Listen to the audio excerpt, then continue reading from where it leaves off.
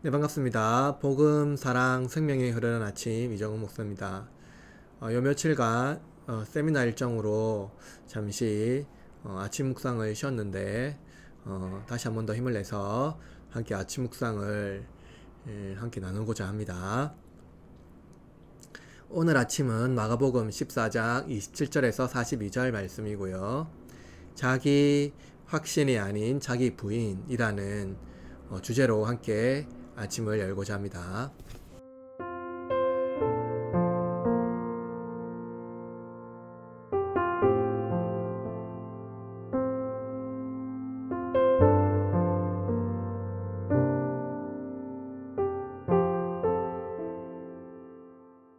구원의 확신이라는 용어는 기독교인이라면 귀에 딱지가 앉을 정도로 많이 들었을 것입니다.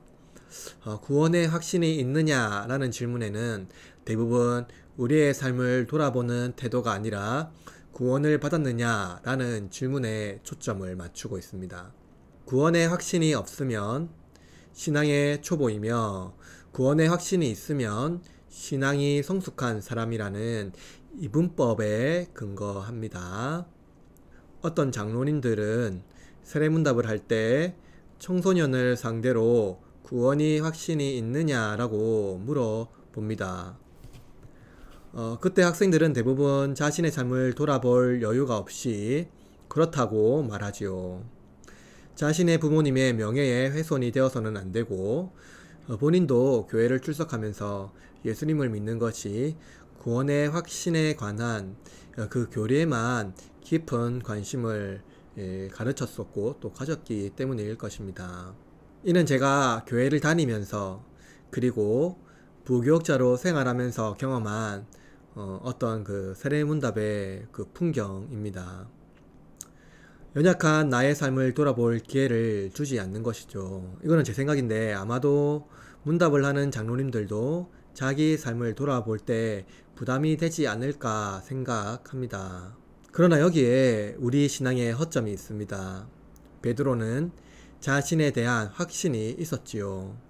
그는 자기 스승을 절대로 버리지 않을 것이라고 호언장담했습니다. 이때 예수님은 아니다. 밤에 닭이 2번 울기 전에 너는 3번 나를 부인할 것이다 라고 말합니다. 그러나 베드로는 자기 생명을 걸고 결코 절대 나는 예수님을 부인하지 않을 것이라고 확신합니다. 그 확신이 얼마나 강하던지 다른 제자들이 놀라면서 혹시 내가 예수님께 밉보이는 건 아닐까 하는 생각을 가지고 예수님께 베드로와 같은 그러한 확신을 말하고 있는 것이죠. 저희들도 목숨 걸고 결코 예수님을 버리지 않을 것이다 라고 다같이 이구동성 말하고 있습니다. 그러나 여러분, 우리가 잘 알고 있다시피 베드로는 완전히 실패했습니다. 그는 자신에 대한 확신이 있었죠. 확신한 신념이 있었습니다.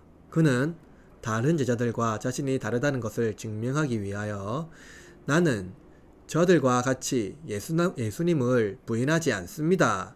목숨 걸고 제가 장담합니다. 라고 말합니다.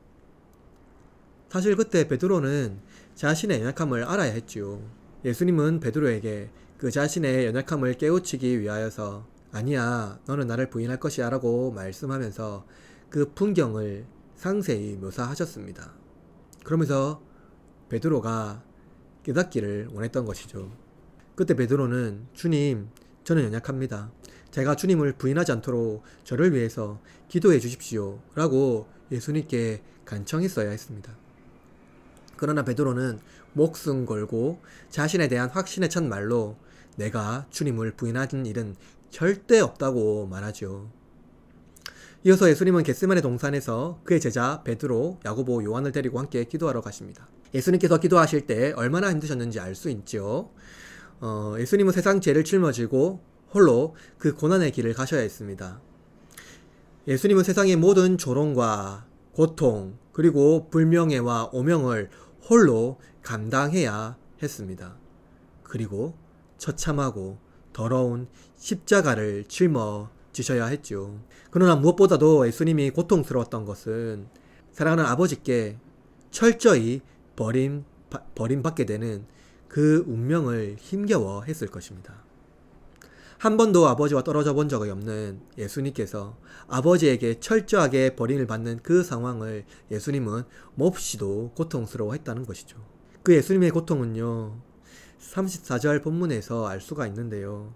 내 마음이 심히 고민하여 죽게 되었으니 라고 말씀하고 있죠. 이것을 보면 예수님이 아버지와의 관계에서 철저히 버림받게 되는 그 상황이 얼마나 고통스러웠는지 알 수가 있습니다. 예수님께서는 아버지께 기도하십니다. 예수님은 하나님이시지만 철저하게 인성을 취하심으로 인간의 연약함을 지닌 예수님께서 아버지의 사랑에서 떨어져 나갈 그때의 그 심연의 고통을 감당하기 위해서 아버지께 기도하십니다. 하나님의 본체이시며 세상의 창조주이신 예수님께서 아버지께 기도하십니다. 그분이 인간의 육체를 취하심으로 인간의 연약함을 몸소 경험하시며 아버지께 기도하시고 계신 것이죠. 심지어 예수님은 제자들에게 함께 기도를 요청하십니다. 하물며 우리가 얼마나 강한 존재이기에 자기 확신을 아무런 거리낌 없이 소리칠 수 있을까요? 베드로는 자신의 연약함을 예수님께 고해야 했습니다.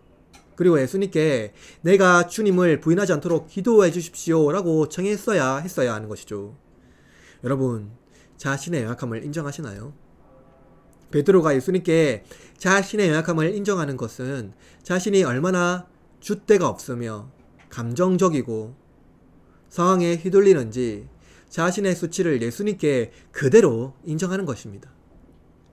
우리는 자신의 연약함을 인정하지 않지요. 수치를 드러내는 것을 결코 좋아하지 않습니다.